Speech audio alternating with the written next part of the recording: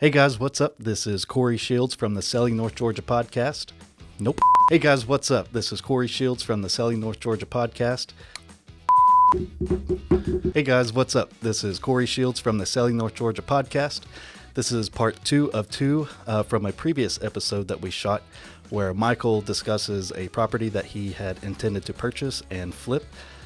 Things didn't go exactly as originally planned, but he did have multiple exit strategies. So in this episode, part 2, we're going to go through how he managed to get through the process and still come out successful. So stay tuned.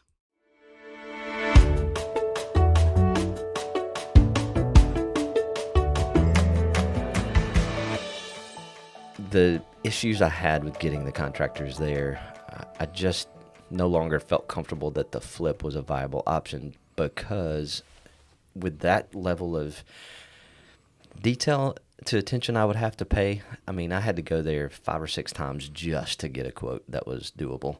I had to go back a couple times to meet with the guys that got the trash out. So the amount of time it was taking to simply get the job started, the flip didn't look as viable as it did before, because I knew that was then also going to require me going back a lot more times.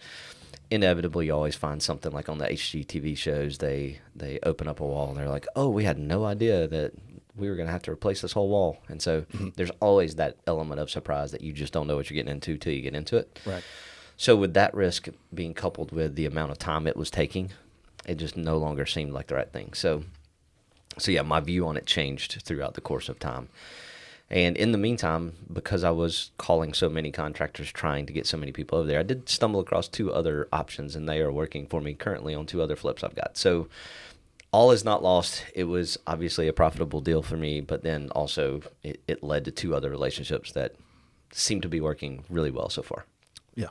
And again, to touch back on how it's not always so simple. I mean, you deviated from the original plan quite a bit. So, but I mean, it ended up working out because you know what you're doing. But for someone who maybe doesn't have the amount of experience that you do, it may not have gone so well. It could have taken a lot longer to get the job done. It could have cost a lot more, and a lot more time being put into it, being involved, and then the profit was less at the end. So yes, that is a typical story of what happens with first-time investors. They spend more than they thought they would spend. It takes way more time than they thought it would take, and their profit was much less as a result.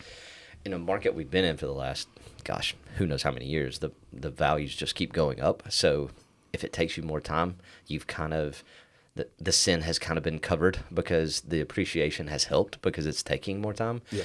As interest rates change, as values still go up, but go up at a slower rate, that taking that extra time is actually probably going to end up costing people. They've been lucky over the last 3 or 4 years to see such rapid price appreciation that it covers up the fact that they spent more money holding the property. Yeah, we talked about the purchase price. We talked about the fact that I sold it. We talked about some of the costs, but there's also holding costs that are involved. You got to get insurance on the building. You've got utilities you have to pay. During the time I owned it, we had two episodes when it went below 25 degrees. And so, pipes can burst. There's so many things that can go wrong. We had an oven that luckily one of our operations staff just happened to walk into the house when the oven was about to catch on fire. Like there was smoke coming out from behind the oven.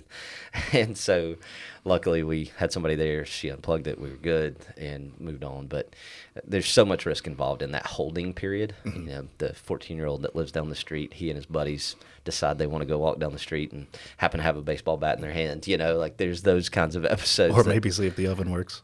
Yeah, or maybe see what they can cook in the oven, right? Yeah, good point. So there's just so much risk involved in that there's other costs that people don't see. Holding costs is usually one of those. Do you have those conveniently in front of you? I do not have those conveniently in front of me, but I bet we can make that happen, and we can put some graphics up on the screen that say, here is our holding cost for that property. So somewhere right here, maybe. Yes, somewhere over here. Yeah. Here. Anyway, I do have the settlement statement from where we sold it. So, I told you we sold it for $105, but that doesn't mean $105 came to my pocket, right? There was another agent involved, so we paid commission again. There was another attorney involved because you had to pay for the closing again. I'm going to scroll down here and look at the county taxes. We paid $101 in county taxes for the short time that we held it. So you got to remember, tax man will get his. He always does. Yeah, $6,300 in commission, $3,150 to our side, $3,150 to the other side. There's an agent out of Calhoun, actually. I see the agency now. And then it was a different attorney than the one that closed it before. So, again, $195 to the attorney for the title exam, $100 for the document prep. Okay. $885 for the attorney fee, $593 for Chicago title. So, again, you go through all these fees again, and there's certainly closing costs. So, at the end of it, we did sell it for $105. We bought it for $74, but the spread was not the profit, right? We got to subtract some of those numbers, which we can show you in the graphics. So. Awesome.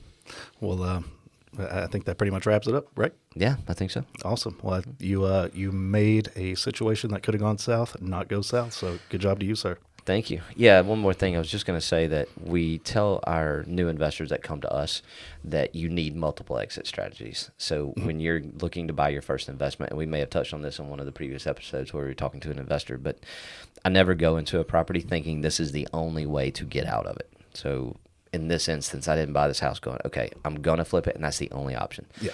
I knew that I needed to flip it to make the maximum profit. If that didn't work out, I could rent it. And if that didn't work out, I could just wholesale it if I couldn't find the contractors. So with having 3 exit strategies, that was the key to this not being a failure and actually being a success. So Awesome. Perfect planning. I don't know about perfect, but planning certainly helps. Don't be so modest. Awesome. Well, there she is. Cool. Cut it.